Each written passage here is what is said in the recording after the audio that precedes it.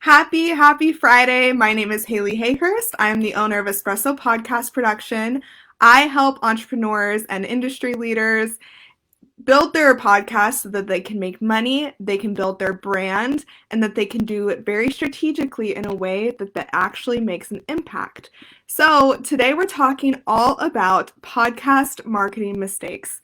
Now, this is something that I really help my clients with because when they come to me, if they aren't just starting their podcast when they start working with me and they've already had it, they have a lot of questions about like, why am I not getting the downloads that I want? Why am I not getting the engagement that I want? I'm putting out this great content, but I'm not getting the, marketing results that I'm looking for.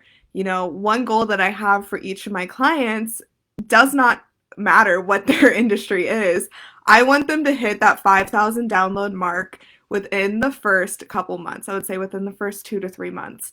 And that may seem like a crazy goal if you're just getting 100 downloads per episode or, less. So I wanted to go into some of the most common podcast marketing mistakes that I see happening all the time. And if you're doing any of these right now, no problem at all. It's just something to be aware of so that you can, be strategic about it and fix it going forward. So comment if you are here live with me or comment if you're watching the replay because I love to hear what your podcast is, what you're looking for and how I can help you. So let's get right into it. The most common podcast marketing mistakes that are costing you time and money. Okay, so number one is not spending the time to find your actual audience and where they are. So, for instance, if you're starting a podcast, I was talking to one of my friends yesterday who wants to start a podcast, and she wants to interview vegan influencers, vegan activists.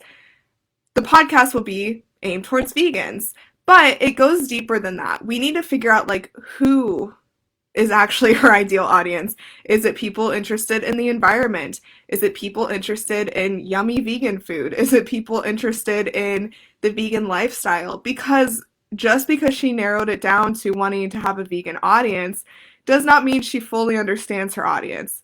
It means that she needs to dive a little deeper and figure out exactly what niche in that niche is her people. So, take the time to think about who would benefit from listening to your podcast? Who wants to listen to your podcast? Who wants to learn from you? What do you have to teach? And then what I always hear people doing is actually naming their listener. So, you can just like write out their actual life story, who they are. And so when you're talking and maybe doing a solo episode, it's not like you're just talking to the microphone. You're talking with a purpose. You're talking with the intention of someone listening on the other side. If you've ever done that, let me know who your ideal audience is because I love hearing these. And so really beyond that is you need to figure out, of course, who they are, but also where they are. So for her case, she wants to talk to vegans and she has a huge following on Instagram. So Instagram is going to be where she will promote it the most. If she was to switch over to LinkedIn or something like that, LinkedIn is more of a business platform. It's not necessarily a lifestyle platform. So if she wants to talk to lifestyle vegans, then she'll do it on Instagram. And it just is the same for you. You need to think about who your people are and where you will go and find them because that makes all the difference. That makes all the difference when it comes to your marketing.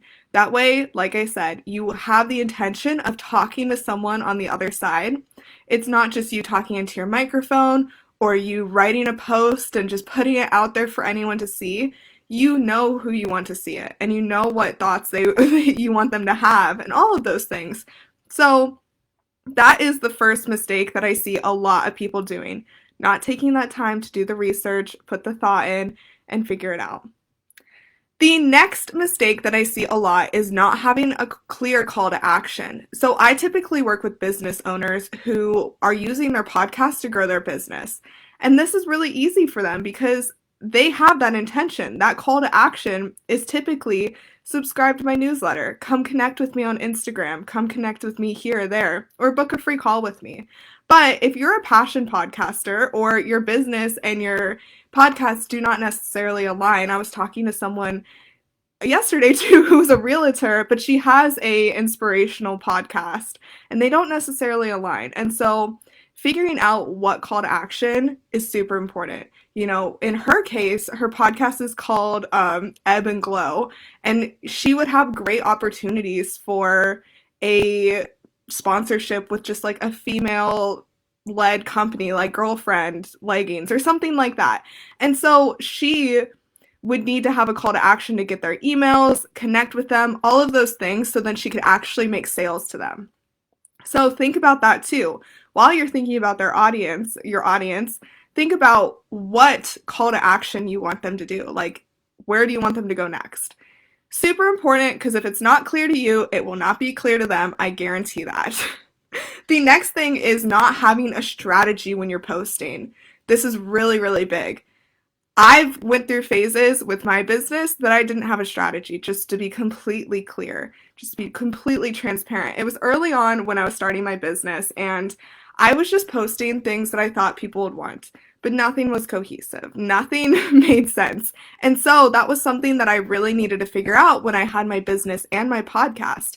And happy to say I figured it out, because that is what I do for my clients, right? I create that strategy of what days you're posting what, when you're posting what call to action you have. If you have a big launch coming up, we need to create a strategy around that.